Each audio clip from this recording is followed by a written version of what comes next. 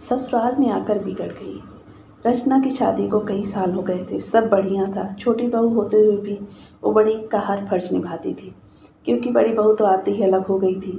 रचना के सास ससुर को हर काम के लिए रचना ही लगती थी, फिर भी वो उसकी बुराई करना नहीं छोड़ते थे।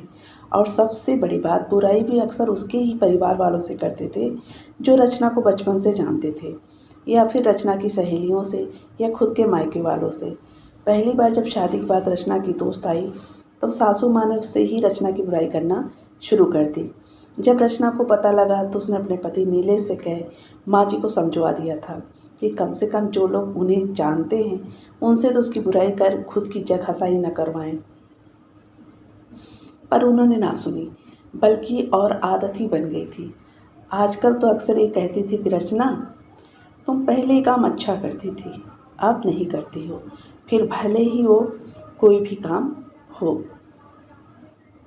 रचना की बुआ उसकी ससुराल आई थी, तब सासू माँ की किटी पार्टी भी थी, तो बुआ जी को भी साथ ले गई और आदतन सबके सामने ही रचना की बुराई करने लगी।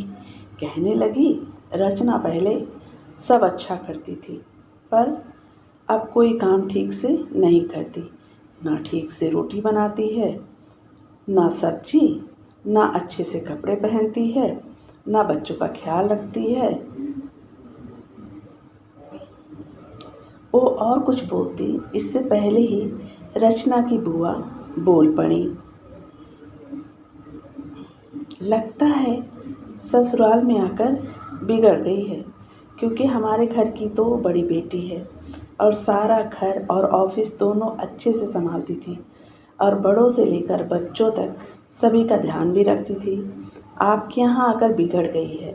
ऐसा कीजिए, महीने 2 महीने जमाई सा के साथ उसे मायके भेज दीजिए, हम सुधार कर भेज देंगे। अब रचना की सासू माँ का मुंह देखने लायक था। उन्हें बोलने के लिए शब्द नहीं मिल रहे थे, तो बस फिर उठकर चली गई, ये कहकर कि आती हूँ, जरा कोई बुला रहा है। और रचना की बुआ जी बस मुस्कुरा रही थी।